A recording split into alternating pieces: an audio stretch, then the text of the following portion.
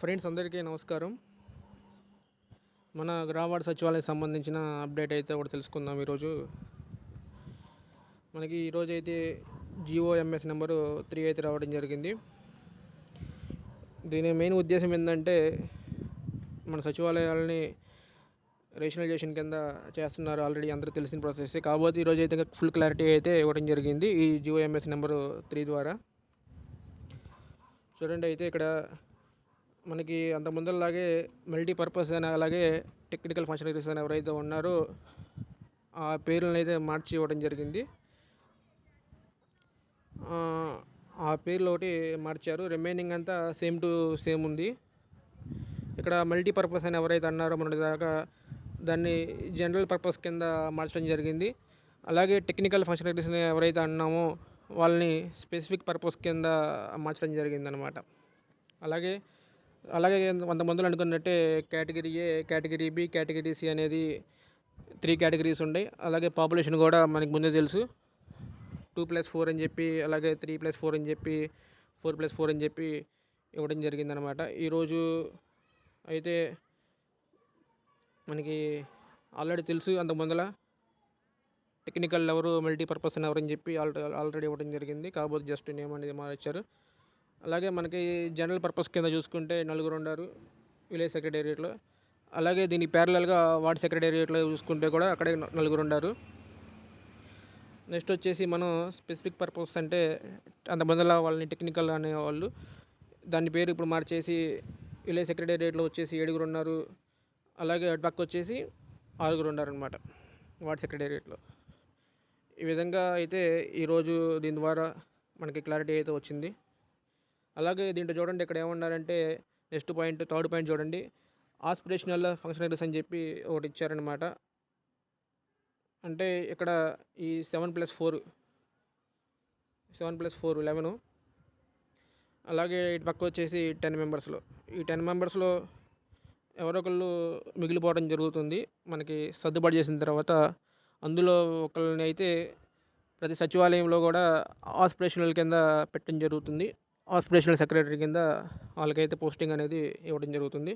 ఆ పోస్ట్ అనేది ప్రతి సచివాలయంలో ఇవ్వడం జరుగుతుంది. అయితే నెక్స్ట్ మనకి క్లారిఫికేషన్ రావాల్సింది ఏంటంటే, ఇప్పుడు ఎలా చేస్తారనేది కూడా దీంట్లో క్లారిటీ అనేది ఇచ్చారు. ఫస్ట్ జనరల్ పర్పస్ వాళ్ళకి సంబంధించి అయితే ఆల్రెడీ ఇప్పుడు క్లారిటీ అనేది ఇవ్వడం జరిగింది. చూడండి, కేటగిరీ ఏ సెక్రటేరియట్లో అయితే ఇక్కడ panchayat secretary or district assistant అని చెప్పి ఇవ్వడం జరిగింది.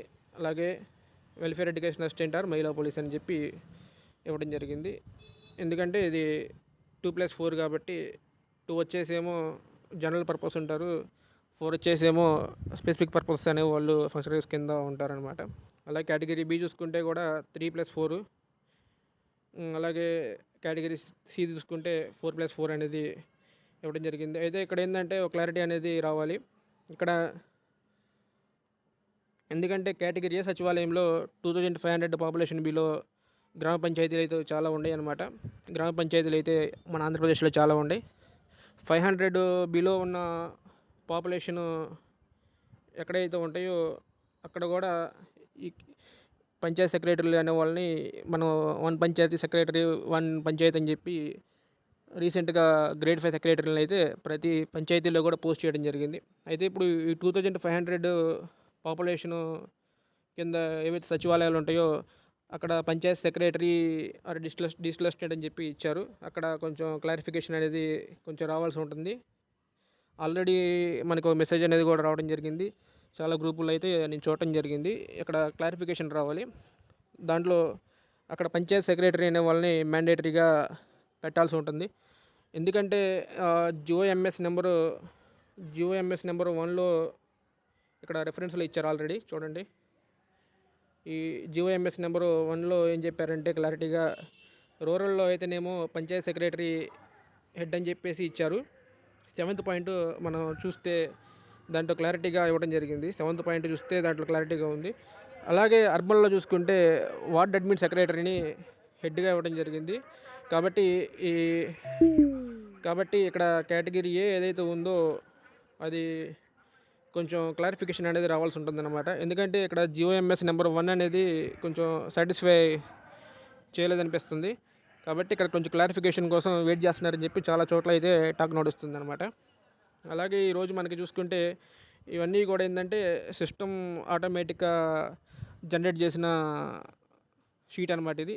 ఇన్పుట్ ఇస్తే మన పాపులేషన్ అనేది ఇన్పుట్ ఇచ్చామనుకోండి, ఆటోమేటిక్గా అది ఆల్గోరిథం రన్ చేసుకుంటే వెళ్ళిపోవడం జరుగుతుంది. ఫీల్డ్ లెవెల్లో అక్కడ పనిచేస్తున్నారు లేదని సంబంధం లేదు. అక్కడ ఏంటంటే ఈ విధంగా స్లాట్స్ అనేవి అది సిస్టమ్ అనేది అలిగేషన్ చేసుకుంటా పోయిందనమాట. ఇది ఇన్పుట్ అనేది పాపులేషన్ అనేది ఇస్తే ఆటోమేటిక్గా అదే మొత్తం రన్ చేసుకుంటూ వెళ్ళిపోవడం జరుగుతుంది అనమాట ఆల్గోరిథం అనేది. చూడండి, ఇప్పుడు సపోజ్ ఇక్కడ మనకు అర్థం కావాలంటే కేటగిరీ సి తీసుకోండి. అక్కడ 4 మెంబర్స్ ఉంటారు. చూడండి, ఇక్కడ 4 మెంబర్స్ అనేది ఎస్ అనేది పడింది. అలాగే బి తీసుకుంటే 3 మెంబర్స్ ఉంటారనమాట. ఎస్ ఎస్ ఎస్ ఇక్కడ నో పడింది అనమాట. అలాగే ఏ తీసుకుంటే ఇద్దరే ఉంటారనమాట. ఇంకోటి ఎస్ ఎస్ ఇక్కడ ఎస్ పడింది అనమాట. అలాగే ఇక్కడ ఎస్ పడింది. ఈ విధంగా అయితే అక్కడ ఉండటం జరిగిందనమాట. ఈ విధంగా ఈ జనరల్ పర్పస్ ఫంక్షనరీస్ ఎవరైతే ఉండారో వాళ్ళు ఏంటంటే పాపులేషన్ బేస్ చేసుకొని ఉండటం జరుగుతుందన్నమాట. ఈ సచివాలయాలు అనేవి ఇప్పుడు ఏ విధంగా అయితే ఉన్నాయో ప్రతి ఊర్లో కూడా సచివాలయాలు అనేవి ఉంటాయి, యాడికి పోవు. కాకపోతే వాటిని ఆర్టీజీఎస్ కింద ఫ్యూచర్లో మారడం జరుగుతుంది. ఇది ఈ విధంగా సంబంధించిన ఇన్ఫర్మేషన్ అనమాట. నెక్స్ట్ మిగతా వాళ్ళని ఏ విధంగా ప్లేస్ ఆఫ్ పోస్టింగ్ అంటే వాళ్ళని ఏ విధంగా అలిగేషన్ చేస్తారనేది ఇప్పుడు చెప్తాను. చూడండి, ఇప్పుడు మిగతా వాళ్ళని ఏ విధంగా అలిగేషన్ చేస్తారంటే ఆల్రెడీ మనకు తెలుసు, రీసెంట్గా స్టేట్ వైడ్ మొత్తం కూడా క్లస్టర్స్ అనేవి చేశారు. సచివాలయాలని క్లస్టరింగ్ అనేది చేశారనమాట. అంటే 2 సచివాలయాలు కలిపి ఒక క్లస్టర్ అనేది చేశారు. 2 అవ్వచ్చు, లేకపోతే 4 అనేది ఉండొచ్చు. అంతకన్నా ఎక్కువైతే లేవు అనమాట. ఉంటే 2 లేకపోతే 4 మ్యాక్సిమం. నాకు తెలిసి అన్ని చోట్ల కూడా మండలంలో 18 సచివాలయాలు ఉంటే వాటిని 9 చేయడం జరిగింది. అలాగే 20 ఉంటే 10 చేయడం జరిగింది. ఆ విధంగా ఈవెన్ నెంబర్ వచ్చేలాగా చేయడం జరిగింది. ఆడ్ నెంబర్ అయితే లేదనమాట. ఎందుకంటే ఇక్కడ టెక్నికల్ ఫంక్షనరీస్ అనే వాళ్ళు ఏంటంటే 2 సచివాలయాల పరిధిలో పనిచేయాల్సి ఉంటుందన్నమాట. అందువల్ల ఈవెన్ నెంబర్ మ్యాపింగ్ అనేది మనకు అక్కడ చూసిన ఈవెన్ నెంబర్ మ్యాపింగ్ అనేది ఉంటుందన్నమాట. ఒకవేళ ఎక్సెస్ అనేది మిగిలిపోయి ఉంటే దానికి అప్పుడు 4 చేయడం జరుగుతుంది. 3 ఉండదు, 4 సచివాలయాలు చేయడం జరుగుతుంది. అక్కడ స్టాఫ్ అనే వాళ్ళని ఇంకా ఎక్స్ట్రా అనేది ఇవ్వడం జరుగుతుంది అనమాట. 3 అయితే ఎక్కడ ఉండదు. ఉంటే 2, 4, 6 ఈ విధంగా అయితే ఉంటాయి అన్నమాట క్లస్టర్లో, సచివాలయాల క్లస్టర్లో. ఇక్కడ చూసుకుంటే ఎవరెవరికి లింక్ పెట్టారంటే ఇంజనీరింగ్ అసిస్టెంట్కి లింక్ పెట్టారు, అలాగే వీఆర్ఓకి లింక్ పెట్టారు. తర్వాత ఎనర్జీ అసిస్టెంట్కి లింక్ పెట్టారు, అలాగే సర్వేయర్కి లింక్ పెట్టారు. నెక్స్ట్ మనకి అగ్రికల్చర్ అసిస్టెంట్కి అలాగే వెటనరీ అసిస్టెంట్కి లింక్ అనేది పెట్టడం జరిగింది.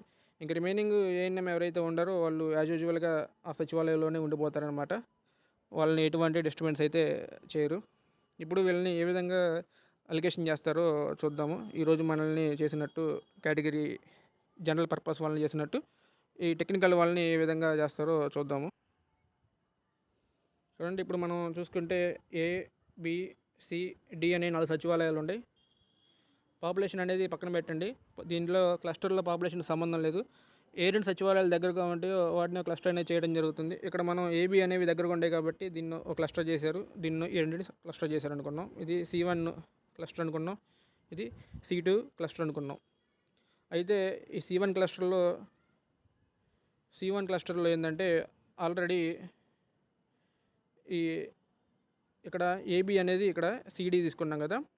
తీసుకుంటే ఇక్కడ ఏ సచివాలయంలో ఏంటంటే ఇది వచ్చేసి కేటగిరీ ఏ సచివాలయం అనుకున్నాము, బి వచ్చేసి కేటగిరీ సి అనుకున్నాము, అలాగే కేటగిరీ ఇది వచ్చేసి ఏ అనుకున్నాము, ఇది వచ్చేసి బి అనుకున్నాం అనుకోండి. ఇక్కడ ఆల్రెడీ ఏలో వచ్చేసి ఆల్రెడీ 2 ఉన్నారు, అలాగే సిలో వచ్చేసి ఆల్రెడీ 3 ఉన్నారనమాట. అలాగే ఇక్కడ వచ్చేసి 2, ఇక్కడ వచ్చేసి 4 ఉంటారు, ఇక్కడ వచ్చేసి 3 ఆల్రెడీ ఉన్నారు. వీళ్ళతో సంబంధం లేదు. ఇక్కడ ఏంటంటే మనం అర్థం చేసుకోవాల్సిన పాయింట్ ఏంటంటే ఆల్రెడీ ఏంటంటే అది సంబంధం లేదనమాట. ఆ మహిళా పోలీసు కానీ, పంచాయత్ సెక్రటరీ కానీ, అక్కడ పనిచేసే డిజిటల్ అసిస్టెంట్ కానీ, వెల్ఫేర్ అసిస్టెంట్ కానీ వాళ్ళతో సంబంధం లేదు. వాళ్ళ ఎలికేషన్ అనేది సపరేట్. దీనికి క్లస్టర్కి వాళ్ళకి సంబంధం లేదు. ఇక్కడ ఏంటంటే ప్రతి సచివాలయంలో కూడా 4 వచ్చేలాగా పాయింట్ అనేది పెట్టడం జరిగింది. ప్రతి సచివాలయంలో కూడా 4 స్పెసిఫిక్ పర్పస్ ఫంక్షనరీస్ అని చెప్పి 4 ప్రతి సచివాలయం కింద కామన్గా ఇవ్వడం జరిగింది. ఎటువంటి డిస్టర్బెన్స్ లేకుండా ఇవ్వడం జరిగింది. అయితే ఇప్పుడు ఎలా ఇస్తారంటే మనం ఇందాక చెప్పుకున్నట్టు లింకింగ్ అనేది ఆల్రెడీ చెప్పాను. ఎవరెవరు పెట్టారు లింకింగ్ అంటే విఆర్ఓకి, తర్వాత ఇంజనీరింగ్ అసిస్టెంట్కి. ఇక్కడ ఏం చెప్పుకున్నామంటే ఏ సచివాలయం బి సచివాలయం ఒక క్లస్టర్ కాబట్టి విఆర్ఓని ఏ సచివాలయంలో వేస్తారు, ఇంజనీరింగ్ అసిస్టెంట్ అనే వాళ్ళని బి సచివాలయంలో పెట్టడం జరుగుతుంది. తర్వాత నెక్స్ట్ సి సచివాలయము, డి సచివాలయం తర్వాత మాట్లాడుకున్నాము. తర్వాత నెక్స్ట్ లింక్ ఎవరు పెట్టారు, ఎనర్జీ అసిస్టెంట్కి, విలేజ్ సర్వేయర్కి. ఎనర్జీ అసిస్టెంట్ ఏ సచివాలయంలో పెడితే విలేజ్ సర్వేయర్ని బి సచివాలయంలో ఇవ్వడం జరుగుతుంది. తర్వాత నెక్స్ట్ ఎవరెవరికి, విలేజ్ అగ్రికల్చర్ అసిస్టెంట్కి, అలాగే animal husbandry assistant. Village agriculture అసిస్టెంట్ని ఏ సచివాలయంలో పెడితే ఇది ఇక్కడ ఈయన్ని బి సచివాలయంలో పెట్టడం జరుగుతుంది. అలాగే ఏఎన్ఎం కామన్గా ఏలో ఉంటారు, ఏఎన్ఎం ఇక్కడ బిలో కూడా ఉండడం జరుగుతుంది. వీళ్ళ డిస్టర్బెన్స్ అనేది ఉండదు. ఇప్పుడు ఏ సచివాలయంలో ఉన్న అగ్రికల్చర్ అసిస్టెంట్ ఏం చేయాలంటే బి సచివాలయంలో ఉన్న అక్కడే వర్క్స్ ఏవైతే ఉంటే అవి చేయాలి. అలాగే ఏ సచివాలయంలో ఉన్న వర్క్స్ కూడా చేయాల్సి ఉంటుంది. అలాగే ఇక్కడ బి సచివాలయంలో ఉన్న వెటనరీ అసిస్టెంట్ ఎవరైతే ఉంటారో వాళ్ళు బి సచివాలయం పరిధిలో చేయాలి. అలాగే ఏ సచివాలయం పరిధిలో ఉన్న వర్క్స్ కూడా వాళ్ళు చేయాల్సి ఉంటుంది. అలాగే ఇక్కడ ఎనర్జీ అసిస్టెంట్ కూడా ఏంటంటే ఏ సచివాలయం పరిధిలో పనిచేయాలి, అలాగే బి సచివాలయం పరిధిలో పనిచేయాలి. అలాగే విలేజ్ సర్వేయర్ కూడా బి సచివాలయం పరిధిలో పనిచేయాలి, ఏ సచివాలయం పరిధిలో పనిచేయాలి. అలాగే ఇక్కడ విఆర్ఓ కూడా అంతే, విఆర్ఓ మళ్ళీ బి సచివాలయం పరిధిలో పనిచేయాలి, ఏ సచివాలయం పరిధిలో పనిచేయాలి. ఇంజనీరింగ్ అసిస్టెంట్ ఏంది, మళ్ళీ ఇంజనీరింగ్ అసిస్టెంట్ కూడా మళ్ళీ బి సచివాలయాల పరిధిలో పనిచేయాలి, ఏ సచివాలయం పరిధిలో పనిచేయాలి. ఈ విధంగా క్లస్టర్స్ అనేవి వేయడం జరిగింది. అందుకే వేస్తే ఏంటంటే 2 వేస్తారు, లేకపోతే 4 ఉంటాయి అన్నమాట. ఒకవేళ 4 కనుక వేస్తే కనుక అక్కడ స్టాఫ్ అనే వాళ్ళు కూడా ఎక్కువ ఇస్తారు. వీళ్ళని టెక్నికల్ ఫంక్షనరీస్ని ఎక్కువ ఇవ్వడం జరుగుతుంది.